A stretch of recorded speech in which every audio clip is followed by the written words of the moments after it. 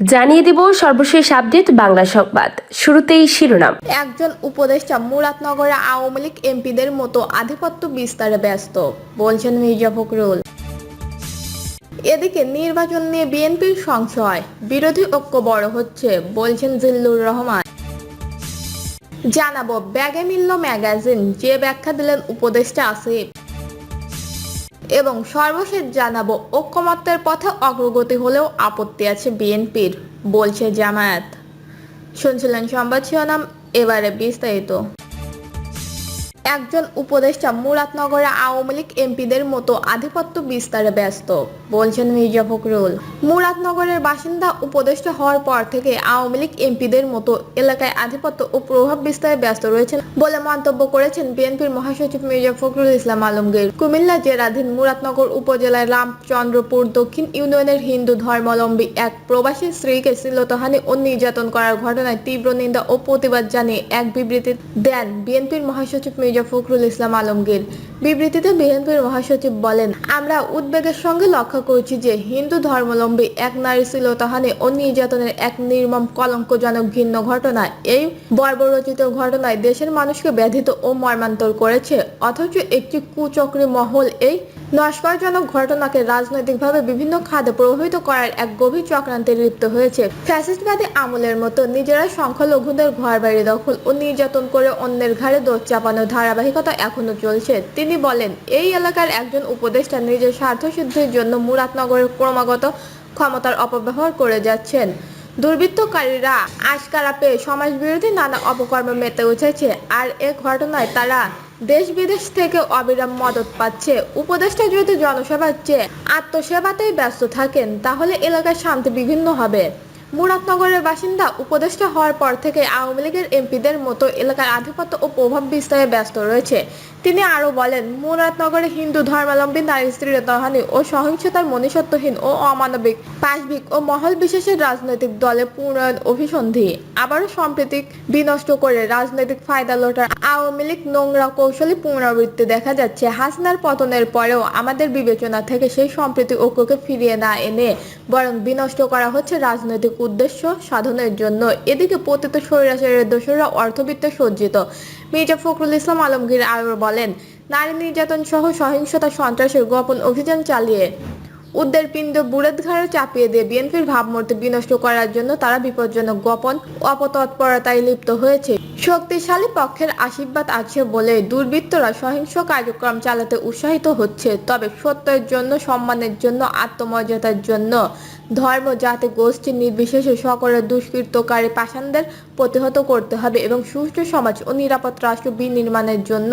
তিনি আরও বলেন, নারী নির্যাতনকারী অপরাধের কোনো রাজনৈতিক পরিচয় থাকতে পারে না। তার মানব সভ্যতার শত্রু আমি অবলম্বী হিন্দু ধর্মাবলম্বী প্রবাসী স্ত্রীকে শ্লীলতাহানি ও নির্যাতনকারী দুষ্কৃতকারীদের দৃষ্টান্তমূলক শাস্তির জন্য জোরালো আহ্বান জানাচ্ছি। নির্বাচন নিয়ে বিএনপির সংশয়, বিরোধী ঐক্য বড় হচ্ছে, বলছেন জিল্লুর রহমান। জাতীয় নির্বাচন নিয়ে বিএনপির ভেতরে গভীর সংশয় তৈরি হয়েছে বলে মন্তব্য করেছেন রাজনৈতিক বিশ্লেষক ও টকশো উপস্থাপক জিল্লুর রহমান। সম্প্রতি একটি জাতীয় দৈনিক প্রকাশিত সংবাদে উদ্ধৃত করে তিনি বলেন, লন্ডনে অনুষ্ঠিত দলের অভ্যন্তরীণ বৈঠকের পর নেতাকর্মীদের মধ্যে যে আশাবাদ তৈরি হয়েছিল তা এখন ক্রমশ মলিন হয়ে যাচ্ছে। সাংবাদিক জিল্লুর রহমান মনে করেন, 13 জুন লন্ডনে ডক্টর মোহাম্মদ ইউনূস ও তারেক রহমানের বৈঠকের পর বিএনপির অনেক নেতাকর্মী মনে করেছিলেন ফেব্রুয়ারিতে নির্বাচন হবে এবং দল বিজয়ী হবে। তবে তিনি সেই সময়ে এই ধারণাকে প্রশ্নবিদ্ধ করেছিলেন।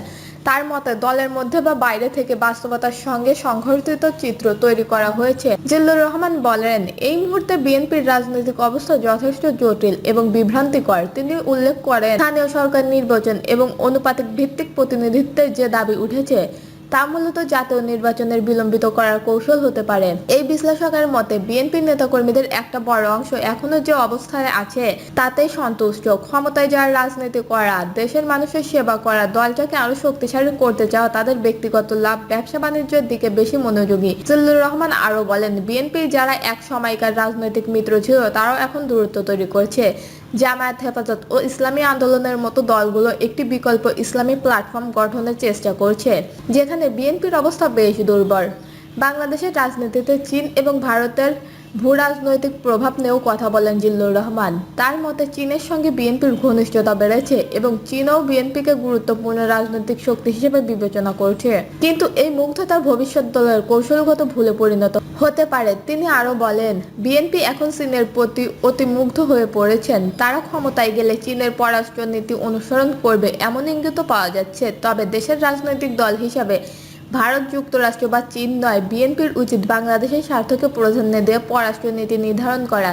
তিনি বলেন, আওয়ামী লীগের একনায়কতান্ত্রিক আচরণ ও উন্নয়নের নামে দুর্নীতি বাংলাদেশের রাজনীতিকে ভেঙে দিয়েছে। অন্যদিকে বিএনপি যেভাবে একের পর এক ভুল করছে তাতে সম্ভব থাকা সত্ত্বেও তারা নেতৃত্বের জায়গা হারাচ্ছে। তার মতে প্রফেসর ডক্টর মোহাম্মদ ইউনূস সরকার আসলে নির্বাচন করতে পারবে না। নির্বাচনের তারিখ তারা ঘোষণা করতে পারবেন না, কালক্ষেপণ করবেন, নানা নাটক করবেন, সংস্কার কিছুই হবে না, বিচারও করতে পারবেন না। বিপরীতে বিএনপি নেতারা বড় কথা বললেও কাজের কাজ তারাও কিছু করতে পারবেন না। জিল্লুর রহমান আরো বলেন, জনগণের অধিকার প্রতিষ্ঠার জন্য নির্বাচন অপরিহার্য। সেই নির্বাচন দ্রুত না হলে বাংলাদেশের রাজনৈতিক কাঠামো আরো বেশি বিপর্যস্ত হবে। জিল্লুর রহমান মনে করেন, 25শে ডিসেম্বরের মধ্যে জাতীয় নির্বাচন না হলে আগামী কয়েক বছরও তা হওয়ার সম্ভাবনা নেই। তিনি বলেন, আওয়ামী লীগ দুর্নীতির যায় ভারতে ডুবেছে, আর বিএনপি এখন চীনা মুগ্ধতায় ডুবতে বসেছে। ব্যাগে মিলল ম্যাগাজিন, যে ব্যাখ্যা দিলেন উপদেষ্টা আসিফ। ঢাকা শাহজালাল আন্তর্জাতিক বিমানবন্দরের স্ক্যানিং এর সময় ম্যাগাজিন পাওয়া গেছে অন্তর্বর্তী সরকারের উপদেষ্টা আসিফ মাহমুদ সজীব ভুঁইয়ার ব্যাগে। বিষয়টি নিয়ে ব্যাখ্যা দিয়েছেন তিনি। জানিয়েছেন, নিরাপত্তার স্বার্থে অস্ত্রের লাইসেন্স করা হয়েছে, যদিও ব্যাগে পাওয়া বিষয়টি একেবারে অনিচ্ছাকৃত ছিল। ফেসবুকে দেওয়া এক পোস্টে তিনি জানান, মরক্কোর মারাকেশে অনুষ্ঠিত ওআইসি ইথুট ক্যাপিটাল ইন্টারন্যাশনাল প্রোগ্রামে যোগ দিতে আজ ভোরের ফ্লাইট ছিল। ভোরে প্যাকিং করার সময় অস্ত্রসহ একটি ম্যাগাজিন বাসায় রেখে এলেও ভুলে আরেকটি ম্যাগাজিন ব্যাগ থেকে যায়। পরে স্ক্যানে ধরা পড়লে সেটি প্রকৌশল অফিসারের কাছে দিয়ে আসি। বিষয়টি একান্তই অনিচ্ছাকৃত ছিল। আসিফ মাহমুদ আরও লিখেছেন, নিরাপত্তার স্বার্থে আমরা লাইসেন্স করা বৈধ অস্ত্র আছে। গণ অভ্যুত্থানের নেতৃত্বের ওপর কয়েক দফা হত্যাকাণ্ড চলেছে, তাই নিরাপত্তার কারণে অস্ত্র রাখা স্বাভাবিক। সরকারি প্রকৌশল বা নিরাপত্তা না থাকলে নিজের ওপর এবং নিজের পরিবারের সুরক্ষার জন্য লাইসেন্স অস্ত্র রাখতে হয়। তিনি বলেন, শুধু ম্যাগাজিন দিয়ে আমি কি করব ভাই? যদি কোনো খারাপ উদ্দেশ্য থাকতো তাহলে অস্ত্র রেখে আসতাম না। এখানে অবৈধ কিছু নেই, তবে অনেকের জন্য এটা আলোচনা করার বিষয় বটে। সংবাদ মাধ্যমে খবর ছড়াতে চাপ দেওয়ার অভিযোগ অস্বীকার করে আসিফ মাহমুদ সজীব ভুঁইয়া বলেন, চাপ দিয়ে নিউজ ছড়ানোর অভিযোগ পুরোপুরি মিথ্যা। ঘটনার পর টিম সহ টানা 10 ঘন্টার ফ্লাইটে ছিলাম। ট্রানজিটে নেমে অনেকক্ষণ পর অনলাইনে এসে দেখি কত কিছু হয়ে গেছে। নাগরিক হিসাবে কারো নিরাপত্তার ঝুঁকি থাকলে নিয়ম মেনে তিনিও অস্ত্র লাইসেন্স করতে পারেন। দর্শক, এই ছিল এখনকার সর্বশেষ নিউজটি ভালো লাগলে একটি লাইক দিন, কমেন্টে আপনার মতামত জানান এবং আমাদের পাশে থাকার জন্য বেল বাটনটি অন করে রাখুন। ধন্যবাদ।